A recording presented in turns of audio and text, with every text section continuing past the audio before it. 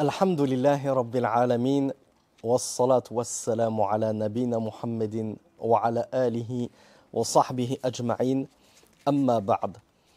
On va attaquer un chapitre, ou un sous-chapitre d'Al-Mulakhas al-Fiqhi, qui n'a pas été dispensé par le cheikh à la radio, mais il l'a incorporé dans le livre Al-Mulakhas al-Fiqhi, lors du passage et de la transcription des cours à la radio, en version papier. Ce sous-chapitre, c'est la prière de la peur. Le cheikh Hafidhahullah nous dit Rabi'an salatul khawf, tushra'u salatul khawfi fi kulli qitalin mubah. Premièrement, le cheikh nous dit que la prière de la peur, elle est légiférée dans tout combat autorisé. Le cheikh nous apporte donc une condition importante. Il nous dit qu'il faut que le combat il soit autorisé. Ce n'est pas un combat qui n'est pas légiféré. Kaqital il-kuffar, wal-bughat, wal-muharibin, comme combattre les mécréants, combattre les transgresseurs, les coupeurs de route, et ainsi de suite, les belligérants. Liqawlihi subhanahu wa ta'ala, in khiftum an yaftinakumul ladhina kafaru. Si vous craignez que ne vous éprouvent ceux qui ont mécru, comme dans le verset 101 de la sourate An-Nisa, les femmes. Donc ici, il est bien question de ceux qui ont mécru et qui vont nous éprouver, notamment en cherchant à nous combattre. وَقِيسَ عَلَيْهِ الْبَاقِ مِمَّنْ يَجُوزُ قِتَالُهُ وَلَا تَجُوزُ صَلَاةُ الْخَوْفِ فِي قِتَالٍ مُحَرَّمٍ. Et par conséquent, Cheikh Saleh Al-Fawzan nous explique qu'il n'est donc pas autorisé de pratiquer la prière de la peur lors d'un combat qui n'est pas légiféré, qui n'est pas autorisé. وَالدَّلِيلُ عَلَى مَشْرُوعِيَّةِ صَلَاةِ الْخَوْفِ. Quelle est la preuve que la prière de la peur est légiférée? Le cheikh nous dit al-kitab wa sunna wal ijma'. La preuve, elle se trouve non seulement dans le Coran, mais également dans la sunna, et c'est également une unanimité des savants quant à sa législation. قال الله سبحانه وتعالى وإذا كنت فيهم فأقمت لهم الصلاة فلتقم طائفة منهم معك وليأخذوا أسلحتهم فإذا سجدوا فليكونوا من ورائكم ولتأت طائفة أخرى لم تصلوا فليصلوا معك وليأخذوا حذرهم وأسلحتهم. Dans le verset suivant, donc de la sourate An-Nisa numéro 4, verset 102, Allah subhanahu wa ta'ala nous dit « Et lorsque tu te tiens parmi eux et que tu établis pour eux la prière, alors qu'un groupe d'entre eux se tiennent avec toi, c'est-à-dire debout, en prière, et qu'ils prennent leurs armes, et lorsqu'ils se sont prosternés, alors que ceux qui se tenaient derrière eux et qui n'avaient donc pas prié cette raka'a comme on va le voir avec toi Rasulullah, qu'ils se tiennent, qu'ils partent derrière et que vienne un autre groupe qui n'avait pas encore prié et qu'ils prient avec toi et qu'ils prennent leurs précautions et leurs armes. On verra de façon plus détaillée comment justement réaliser cette prière de la peur avec justement ces deux factions. Il y en a une qui prie et l'autre qui attend et qui ne prie pas encore, qui a les armes, prêt à répondre aux assauts de l'ennemi en cas de besoin. L'imam Ahmed, imam Ahl Sunnah wal Jama'a, nous dit que la prière de la peur a été authentiquement rapportée du prophète sallallahu alayhi wa sallam de 5 ou 6 façons différentes, toutes étant ja'iza, autorisées. Et on va voir quelques-unes de ces façons de prier la prière de la peur, incha'Allah. Donc peu importe celles qu'on mettra en pratique, d'après l'imam Ahmed ibn Hanbal, elles sont toutes correctes et la prière est valide. فهي مشروعة في زمنه عليه الصلاة والسلام وتستمر مشروعيتها إلى آخر الدهر. Le cheikh Saleh Al-Fawzan nous dit, cette prière de la peur, elle était déjà légiférée au temps du prophète sallallahu alayhi wa sallam, et elle ne cesse et elle continue d'être légiférée jusqu'à aujourd'hui encore et jusqu'à la fin des temps. Aussi longtemps qu'il y aura combat, et donc crainte de l'ennemi, cette prière sera légiférée. وأجمع على ذلك الصحابة وسائر الأئمة ما عدا خلافا قليلا لا يعتد به.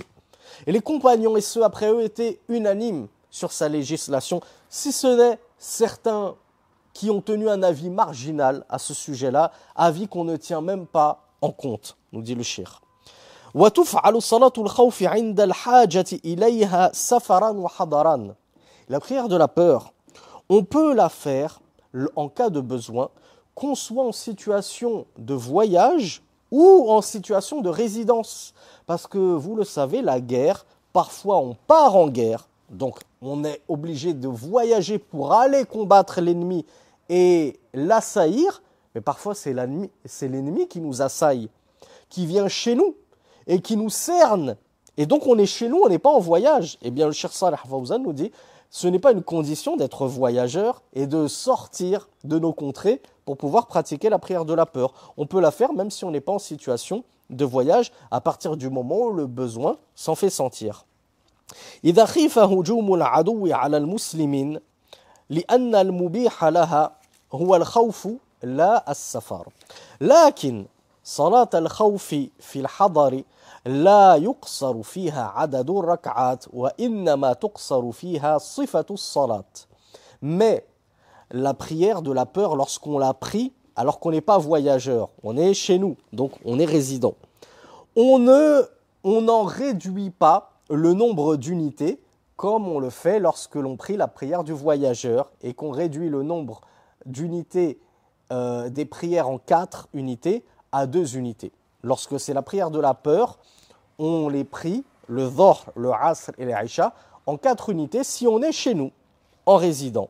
Mais ce qui va être réduit, ce n'est pas le nombre d'unités de la prière de la peur, mais c'est sa façon, la façon de la pratiquer, elle va être quelque peu modifiée. La façon de prier va être quelque peu modifiée. وصلاة الخوف في السفر يقصر فيها عدد ركعات إذا كانت رباعية وتقصر فيها الصفة. La prière de la peur, lorsqu'elle se fait en voyage, par la cause du voyage, on va en réduire les unités. Donc on réduit les prières en 4 unités à 2 unités comme nous l'avons vu. La prière du Maghrib ne bouge pas, la prière du Fajr ne bouge pas en nombre d'unités, mais c'est la façon de prier qui va être différente. وتشرع صلاة الخوف بشرطين. La prière de la peur, elle est légiférée sous 2 conditions. الشرط الأول أن يكون العدو يحل قتاله كما سبق. Première condition, il faut que l'ennemi il soit permis et autorisé de le combattre, comme on l'a vu précédemment. Donc c'est pas moi, je vais combattre des gens innocents qui ne méritent pas d'être combattus, comme le font les Khawarij par exemple, et je vais m'autoriser à prier la prière de la peur, alors que je suis dans un combat qui n'est pas légiféré. Et la deuxième condition, أن يخاف هجومه على المسلمين حال الصلاة. Il faut qu'on craigne que ces ennemis nous assaillent et nous attaquent lors de la prière. Mais imaginons que je suis en guerre, dans un combat, mais cependant, l'ennemi il est très loin. Et je ne crains pas qu'il m'assaille durant ce moment de la prière-là. Alors là, il ne m'est pas légiféré de prier la prière de la peur. Elle est légiférée uniquement lorsque je crains les assauts de l'ennemi. لقول الله سبحانه وتعالى إن خفتم أن يفتنكم الذين كفروا. En vertu du verset qu'on a vu tout à l'heure, numéro 101 de la sourate An-Nisa, si vous craignez que ne vous tentent ou que ne vous éprouvent ceux qui ont mécru. Donc la prière de la peur se prie justement quand la peur est avérée. S'il n'y a pas de raison d'avoir peur et qu'on n'a rien à craindre de l'ennemi, il n'est pas autorisé de prier cette prière de la peur. Dans le verset suivant, Allah disait وَدَّ الَّذِينَ كَفَرُوا لَوْ تَغْفَلُونَ عَنْ أَسْلِحَتِكُمْ وَأَمْتِعَتِكُمْ فَيَمِيلُونَ عَلَيْكُمْ مَيْلَةً وَاحِدًا. Allah nous dit dans la suite du verset, ceux qui ont mécru aimeraient que vous soyez distraits quant à vos armes, c'est-à-dire que vous ne pensiez pas à vous équiper, à prendre vos armes avec vous en prière, ainsi que le nécessaire. Et alors ils fonderaient sur vous comme un seul homme. Donc voilà pourquoi il est autorisé lors de la prière de la peur d'avoir sur soi ses armes. ومن صفات صلاة الخوف Et volontairement, on ne va lire que les deux premières façons d'opérer cette prière de la peur. Ce sont les deux plus connues. Ceci par souci de concision, par gain de temps et parce que, alhamdoulilah, pour l'instant, nous vivons dans des temps assez pacifiques où nous ne sommes pas encore concernés par ces choses-là. Inch'Allah, lorsque le moment sera venu, on questionnera nos savants pour voir les autres façons de réaliser cette prière de la peur. Elles sont détaillées dans les livres de fiqh, ne vous inquiétez pas. Donc le Cheikh Fawzan, hafizahullah, nous dit parmi les façons d'opérer la prière de la peur, il y a une façon qui a été rapportée bien entendu du prophète sallallahu alayhi wa sallam dans le hadith de Sahl ibn Abi Hathama al-Ansari. وَقَدْ اخْتَارَ الْإِمَامُ أَحْمَدَ الْعَمَلَ بِهَا. Et l'imam Ahmed, c'est la façon qu'il a préférée, qu'il a choisie, même si l'imam Ahmed a dit que toutes les façons de faire, en tout cas les 5-6 façons d'opérer la prière, de réaliser la prière de la peur, étaient correctes. La façon numéro 1 chez l'imam Ahmed, rahimahullah, et c'est celle qui ressemble le plus à ce qui a été justement décrit dans le Coran, dans Surat An-Nisa notamment, وَفِيهَا إِحْتِيَاطٌ لِلصَّلَاةِ وَاحْتِيَاطٌ لِلْحَرْبِ, et c'est celle dans laquelle on peut le plus concevoir de la prudence, d'une part vis-à-vis de la prière et d'une part vis-à-vis de l'ennemi. وَفِيهَا نِكَايَةٌ بِالْعَدُوِّ وَقَدْ فَعَلَ عَلَيْهِ الصَّلَاةُ وَالسَّلَامُ هَذِهِ الصَّلَاةُ فِي غَزْوَةِ ذَاتِ الرِّقَاعِ, et c'est celle qui a été pratiquée par le prophète sallallahu alayhi wa sallam durant l'expédition militaire ذَاتُ الرِّقَاعِ. وَصِفَتُهَا كَمَا رَوَاهَا سَحْلٌ هِيَ, et donc sa description, comme le rapporte Sahl, c'est que أَنَّ طَائِفَةً صَفَّتْ مَعَ النَّبِيِّ صلى الله عليه وسلم. Il y a un groupe qui va se ranger, s'aligner derrière le prophète sallallahu alayhi wa sallam. وَطَائِفَةً وَجَاهَ الْعَدُوِّ, et un autre groupe qui va se tenir face à l'ennemi. فَصَلَّ بِالَّتِ مَعَهُ رَكْعَةً. Alors le prophète sallallahu alayhi wa sallam avait prié une unité avec le groupe qui était aligné derrière lui. ثُمَّ ثَبَتَ قَائِمًا وَأَتَمُّوا لِأَنفُسِهِمْ. Puis le prophète sallallahu alayhi wa sallam, après avoir réalisé une raka'a, il s'est relevé et il est resté debout en attente, et le groupe qui a prié la raka'a avec lui a complété sa prière. ثُمَّ انصَرَفُوا وَصَفُّوا وَجَاهَ الْعَدُوِّ. Puis, après avoir complété leur prière, ce premier groupe, ils sont allés se tenir face à l'ennemi. Et alors, c'est le groupe qui était face à l'ennemi qui a pris leur place derrière le prophète sallallahu alayhi wa sallam. جاءت الطائفة الأخرى فصلى بهم الركعة التي بقيت من صلاته. Et comme ils étaient donc dans une expédition militaire, donc dans un voyage, ils faisaient la prière en 2 unités. Donc il leur restait une unité. Eh bien le prophète qui était en attente, sallallahu alayhi wa sallam, lorsque le deuxième groupe l'a rejoint et qui a pris la place du premier groupe, il a alors prié le prophète sallallahu alayhi wa sallam, sa deuxième et dernière unité, avec le deuxième groupe, qui quant à eux, priaient leur première unité. Qu'est-ce qu'il a fait? ثُمَّ ثَبَتَ où j'en suis. فصلى بهما الركعة التي بقيت من صلاته ثم ثبت جالسا وأتموا لأنفسهم ثم سلم بهم. Puis le prophète sallallahu alayhi wa sallam, lorsqu'il est arrivé au tashahhud, il est resté assis. Il n'a pas fait le salam tout de suite après son tashahhud. Il a attendu que ce deuxième groupe termine de prier leur prière, ou en tout cas arrivent eux-mêmes jusqu'au tashahhud, et alors il a fait le salam avec eux, et eux ont fait le salam avec le prophète sallallahu alayhi wa sallam. De sorte que chacun des groupes ait pu prier au moins une raka'a en jama'a, en commun, avec le prophète sallallahu alayhi wa sallam, et chacun de ces deux groupes a eu, entre guillemets, son tour de garde. Wa min sifati salati al-khawfi. Deuxième façon de réaliser la prière de la peur, marawa Jabir, elle a été rapportée par Jabir ibn Abdullah radiyallahu anhuma, قال شهدت مع رسول الله صلى الله عليه وعلى آله وسلم صلاة الخوف فصففنا صفين. Donc il dit, j'ai assisté avec le messager d'Allah sallallahu alayhi wa sallam à la prière de la peur. Et alors nous nous sommes alignés en deux rangs. Tandis que l'ennemi était entre nous et la qibla. Donc on faisait face à l'ennemi. فكبر رسول الله صلى الله عليه وعلى آله وسلم فكبرنا. Alors Rasulullah a fait le takbir, takbiratul ihram, et nous l'avons fait à sa suite. ثم ركع وركعنا جميعا. Puis il s'est incliné et nous tous, les deux rangs, se sont inclinés avec Rasulullah sallallahu alayhi wa ala alihi wa sallam. ثم رفع رأسه من الركوع فرفعنا جميعا. Puis il s'est relevé de son inclinaison et nous nous sommes tous relevés de l'inclinaison. ثم انحدر بالسجود والصف الذي يليه. Puis il plongea en prosternation ainsi que le groupe qui était juste derrière lui. Je vous l'ai dit, il y avait deux rangées, deux rangs. Donc le rang juste derrière le prophète sallallahu alayhi wa sallam s'est alors prosterné avec lui. وقام الصف المؤخر في نحر العدو.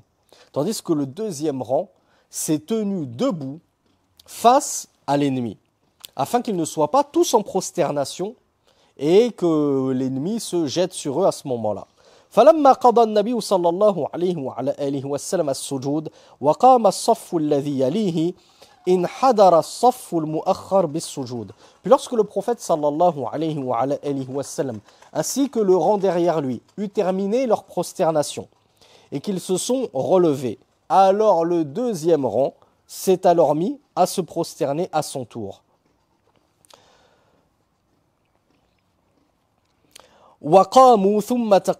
Puis, lorsque le deuxième rang a fini sa prosternation, ils se sont relevés et alors il y a eu une permutation.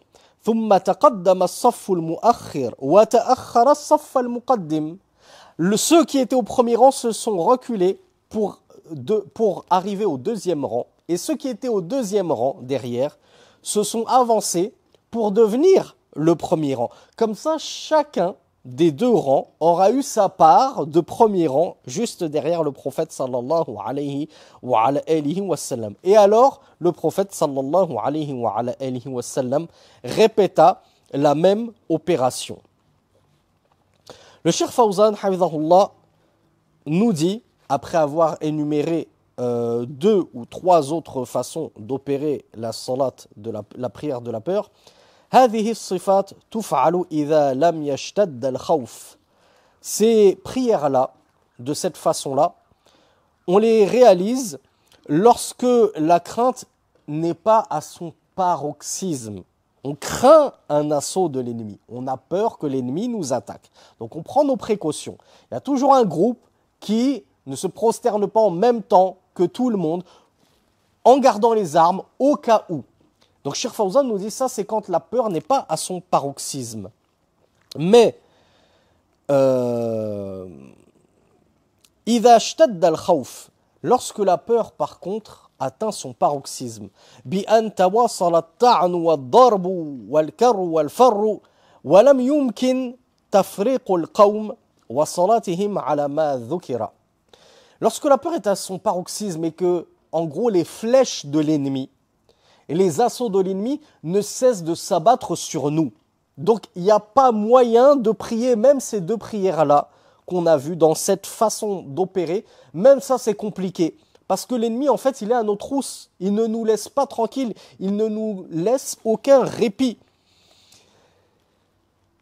Eh bien, et qu'il n'est donc pas possible de prier la prière de la peur selon ce mode opératoire que nous avons vu. Eh bien, lorsque vient l'heure de la prière, chacun prie selon sa capacité et selon son état. Rijalan wa rukbanan, que tu sois à dos de monture ou que tu sois à pied. Lil qibla wa ghayriha, que tu sois en direction de la qibla ou même dos à la qibla. T'as l'ennemi qui est à tes trousses, il ne te laisse aucun répit, tu es en train de t'échapper, tu es en train de reculer. Eh bien, tu peux prier malgré tout à dos de monture et même si tu n'es pas en direction de la qibla. Yumi'una bi ruku'i was sujud, tu peux même mimer comme on l'a vu dans un cours précédent, l'inclinaison et la prosternation hasabata qatihim, en fonction de nos capacités. Wala yu'akhiruna as-salat, mais il ne convient pas de délaisser la prière ou de la faire sortir de son heure. Imaginez-vous, même en temps de guerre, lorsque l'ennemi est à nos trousses, il convient de ne pas faire sortir la prière de son heure, quitte à la prier dans la situation dans laquelle on se trouve. Même si tu n'as pas ta aura couverte, même si tu n'as pas tes ablutions, même si tu ne peux pas t'orienter en direction de la qibla, même si tu ne peux pas prier par terre, c'est-à-dire au sol, en jama'a, tu pries dans l'état dans lequel tu te trouves.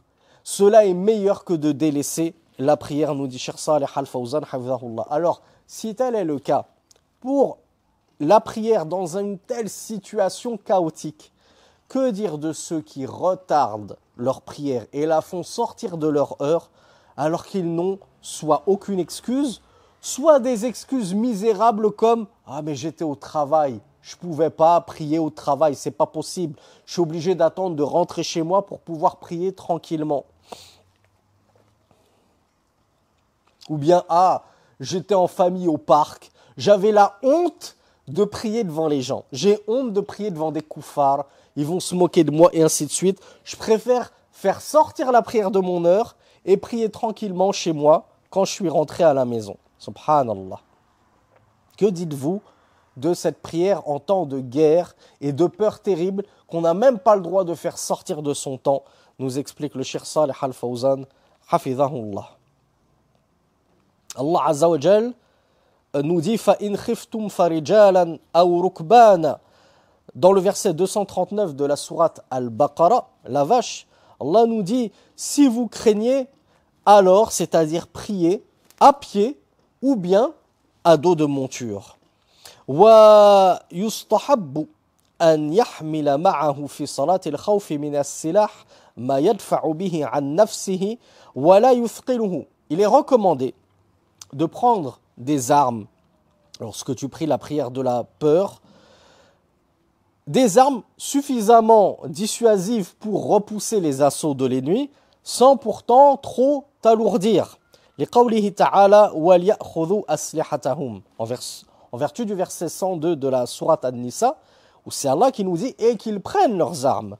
وَمِثْلُ شِدَّةِ الْخَوْفِ حَالَةُ الْهَرَبِ مِنَ الْعَدُوِّ أَوْ سَيْلٍ أَوْ سَبُعٍ أو خوف فوات عدو يطلبه فيصلي في هذه الحالة راكبا أو ماشيا مستقبل القبلة وغير مستقبلها أو غير مستقبلها يومئ بالركوع والسجود. Et de la même façon, on a le droit de pratiquer la prière de la peur, pas uniquement lorsqu'on a pour adversaire un ennemi humain. Le cheikh nous dit, ça peut être le cas lorsque on craint par exemple un torrent, un tsunami.